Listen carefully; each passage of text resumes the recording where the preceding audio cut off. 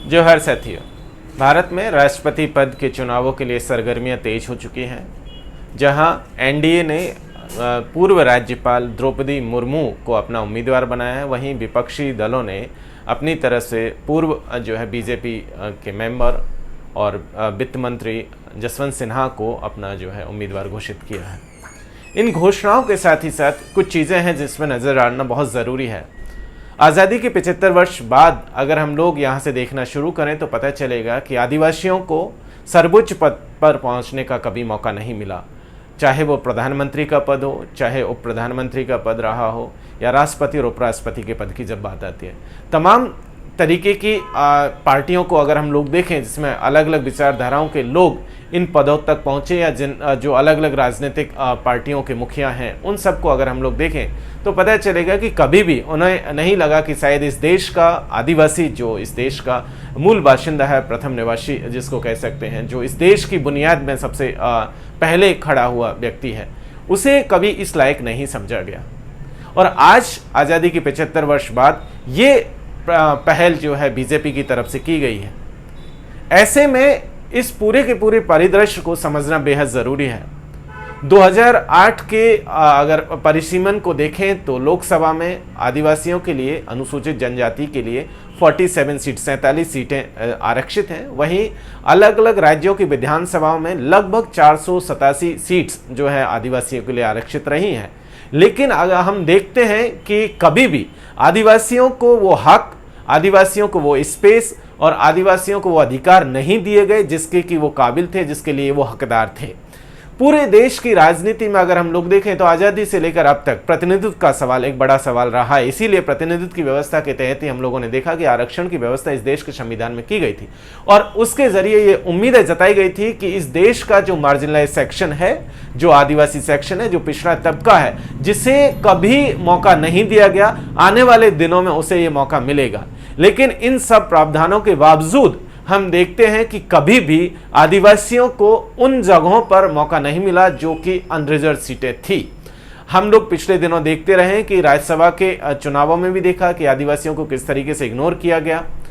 इसके साथ साथ हमेशा से हमने ये भी देखा कि आदिवासी शुरू से लेकर के अभी तक अगर हम लोग देखें तो मोस्टली ज़्यादातर जो वोट बैंक रहा है वो कांग्रेस का वोट बैंक रहा है, रीजनल पार्टियों का वोट बैंक रहा है। लेकिन मेन स्ट्रीम पार्टियों का वोट बैंक और इन सब रीजनल पार्टियों का वोट बैंक होने के बावजूद भी उसको वो तवज्जो नहीं दी गई। अगर हम लोग देखें तो इस साल गुजरात में विधानसभा के चुनाव है जहां पर कि 15% से ज़्यादा आदिवासी आबादी है। अगले साल राजस्थान में चुनाव है जहां 14% से ज़्यादा आदिवासियों की है। झारखंड जहां पर 27% से ज़्यादा आदिवासी आबादी है। छत्तीसगढ़ 30% से ज़्यादा आदिवासी आबादी है। उसी तरीके से उड़ीसा में भी लगभग 14% आदिवासी आबादी है। 10% से ज़्यादा आदिवासी आबादी जो है महाराष्ट्र के इलाके में रहती है। ऐसी सिचुएशन में अगर पूरा का पूरा सेंट्रल इंडिया की पूरे के पूरे परिदृश्य को जब हम लोग देखेंगे तो पता चलेगा कि बड़ी आबादी आदिवासी समाज से आती है, लेकिन कभी भी उसको तवज्जो नहीं दी गई। इस तरीके से अगर नॉर्थ ईस्ट के स्टेट्स में देखें तो जहां मेघालय का हिस्सा देख लीजिए, मिजोरम का देखेंगे तो पता चलेगा 94% आदिवासी आबादी होने के बावजूद भी कभी भी आदिवासी इस देश की राजनीति के सेंटर में नहीं रहे। ऐसे में हम लोग देखते रहे कि आदिवासियों के वोट को, आदिवासियों के जो राइट्स है उनको बहुत ही ग्रांटेड लिया गया, बहुत इस तरीके से लिया गया कि आखिर ये उन्हीं की संपत्ति है, उन्हीं के पास जाएंगे और कहीं नहीं जा सकते। ऐसी सिचुएशन में जो बीजेपी ने जो अब की बार जो जिस तरीके की सोशल इंजीनियरिंग की, उस सोशल इंजीनियरिंग में उन्होंने विपक्षियों को पछाड़ देते हुए एक आदिवासी महिला जो कि पूर्वोत्तर के उड़ीसा राज्य से आती है उसे अपना उम्मीदवार बनाया है। बीजेपी ने बहुत क्लियर कट अपनी बातों में कहा है कि उसके 3 लक्ष्य हैं, एक तो पूर्वोत्तर का हिस्सा, दूसरा एक महिला और तीसरा आदिवासी समाज। ऐसे में आप समझिए कि बीजेपी की पूरी राजनीति आदिवासी समाज के खिलाफ रही है शुरू से। उसके साथ साथ अगर हम लोग देखें तो बाकी दलों को भी देखें, चाहे कांग्रेस को देख लीजिए, चाहे रीजनल पार्टीज को देख लीजिए, तमाम पार्टियों ने आदिवासियों के लिए आज तक कुछ नहीं किया है।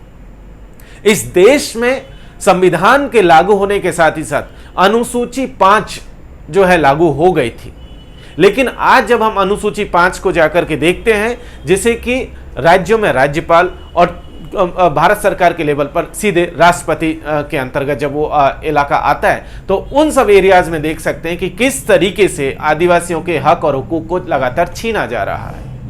आप देखिए पेसा एक्ट 1996, जहां ग्राम सभाओं को उन इलाकों में पूरी की पूरी आजादी थी, वो उस इलाके के मालिक थे, लेकिन स्थिति आज ऐसे है कि तमाम सरकारों ने उन ग्राम सभाओं को दुरुपयोग किया, फर्जी ग्राम सभाएं क्रिएट की गई और उसके साथ साथ अनुसूची 5 की जो जमीनें थी उससे गैर शेड्यूल एरिया में कन्वर्ट किया गया, उसे कंपनियों को माइनिंग और लीज पर दे दिया गया।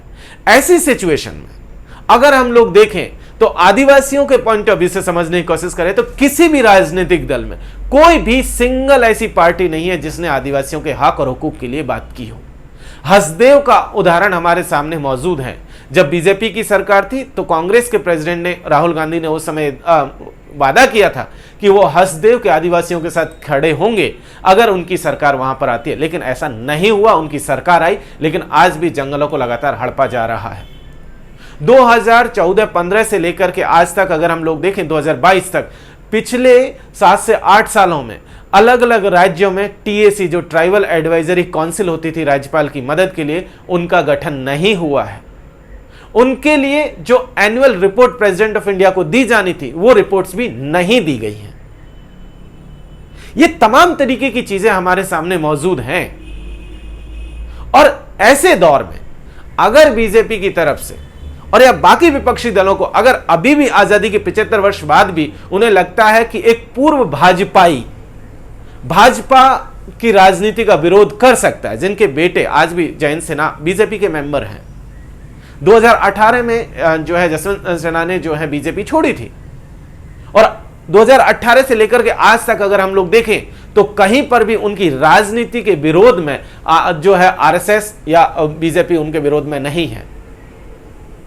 ऐसी सिचुएशन में अगर जसवंत सिन्हा विपक्ष के संयुक्त उम्मीदवार हो सकते हैं, उन्हें लगता है कि शायद फांसीवाद का या सांप्रदायिकता का अगर मुकाबला जसवंत सिन्हा कर सकते हैं, तो इससे ज्यादा ना समझी या यह कहें कि वैचारिक दिवालियापन, उससे ज्यादा वैचारिक करप्टनेस कहीं नहीं हो सकती है। चाहे लेफ्ट हो, चाहे राइट हो, चाहे सेंटर हो, तमाम विपक्षी दलों ने जसवंत सिन्हा को अपना उम्मीदवार जो है माना है राष्ट्रपति पद के लिए। क्या आजादी के 75 वर्ष बाद भी उन्हें कोई आदिवासी उम्मीदवार नहीं मिला था?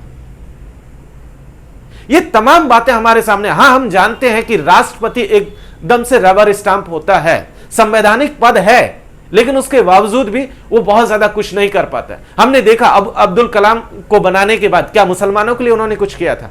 रामनाथ कोविंद को राष्ट्रपति बनाए जाने के बाद में क्या उन्होंने दलितों के लिए कुछ किया? क्या ज्ञानी जेल सिंह ने सिखों के लिए कुछ किया था? क्या प्रणब मुखर्जी ने बंगाली भद्रलोक के लिए कुछ किया था? नहीं किया। यह सत्य है, लेकिन यह भी सच है कि प्रतिनिधित्व का जब सवाल आएगा तो आप इसलिए उसे नहीं नकार सकते हैं कि यह रबर स्टांप है।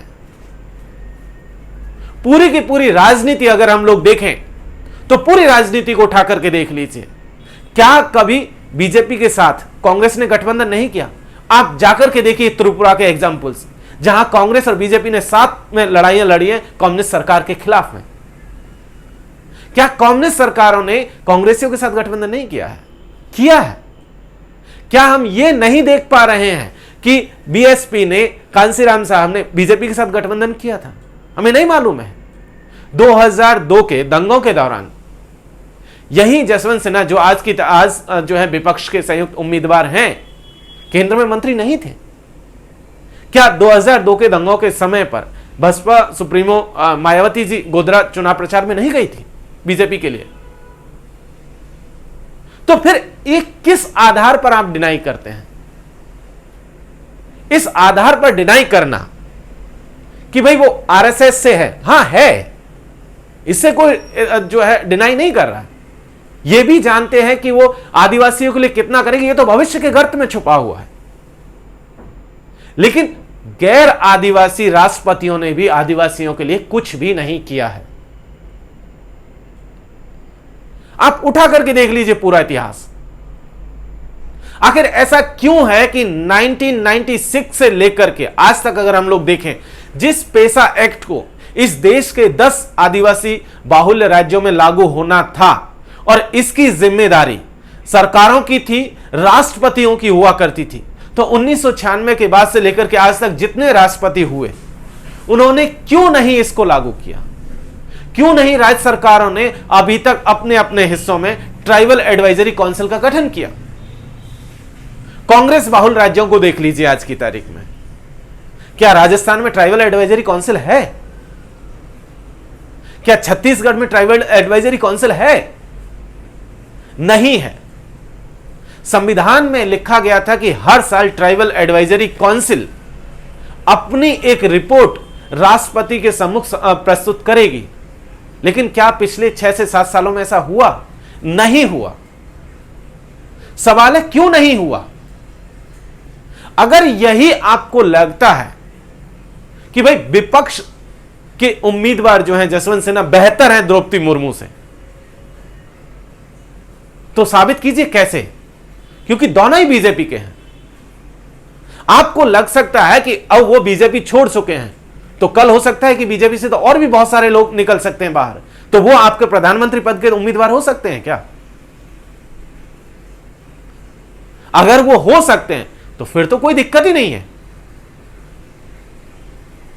ये आपके, अगर आप इस लाइन पर सोच रहे हैं तो ये वैचारिक दिवालियापन है।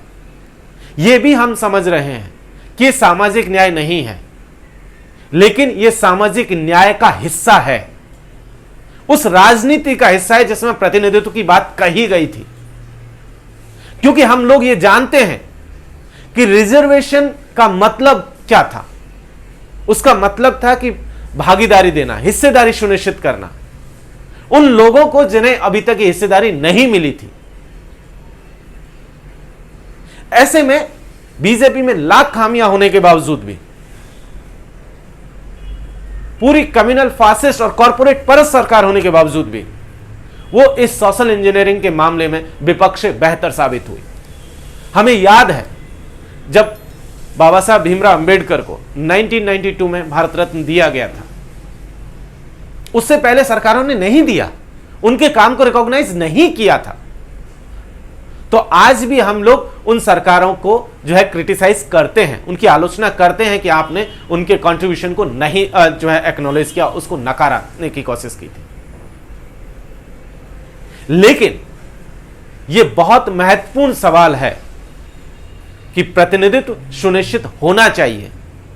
यह बेहतर होता कि जिन पार्टियों का वोट बैंक आदिवासी रहे हैं, जो लोग ये दावा ठोकते हैं कि वो आदिवासियों के हक और हुकूक की बात करते हैं, वो उनके हकों के लिए लड़ते हैं, वो अपनी तरफ से कोई नाम प्रस्तावित करते हैं। ऐसा नहीं है कि सडनली द्रौपदी मुर्मू का नाम चला हो। हम लोग पिछले 2 से 3 महीने से डिबेट लगातार देख रहे थे कि इस बार संभावना जताई जा रही है कि बीजेपी की तरफ से या एनडीए की तरफ से कोई आदिवासी उम्मीदवार हो सकता है। तो क्या यह बात विपक्ष को नहीं मालूम थी? क्या वो अपनी तरफ से कोई बेहतर कैंडिडेट नहीं दे सकते थे? कोई आदिवासी भी नहीं दे सकते थे? क्या उन्हें एक आदिवासी इस देश में नहीं मिला कि जिसे वो राष्ट्रपति पद के लिए काबिल समझ सके? अगर ये किसी का फेल्योर है तो विपक्षी पार्टियों का फेल्योर है, किसी और का नहीं। और आपको लगता है कि द्रौपदी मुर्मू काबिल नहीं है तो आप गलत हैं। आप याद कीजिए 2017 का केस, जब झारखंड में वो राज्यपाल थी और जब वहां पर बीजेपी की सरकार थी रघुवर दास की, तो उन्होंने छोटा नागपुर टेनेंसी एक्ट में बीजेपी सरकार ने फेरबदल करने की कोशिश की थी। विधानसभा से पास होने के बावजूद भी उन्होंने पहली दफा उस बिल को वापस लौटाया। दूसरी दफा जब वो बिल आया तो 6 से 7 महीने तक उस फाइल को रोक दिया गया।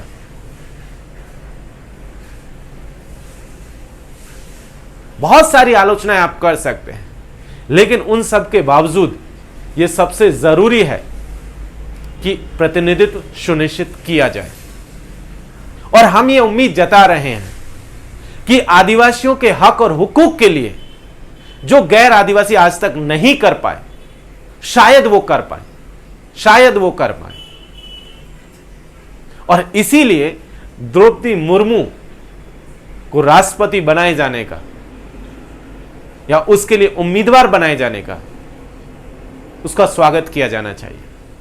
बहुत बहुत शुक्रिया।